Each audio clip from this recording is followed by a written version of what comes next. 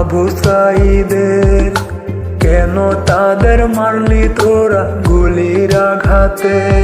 ওরে কি দোষ ছিল মীর মুগ্ধর আবু সাঈদের? কেন তাদের মারলি তোরা গুলির আঘাতে?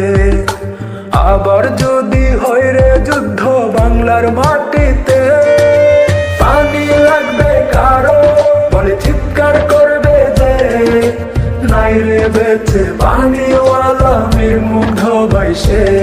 পানি পানি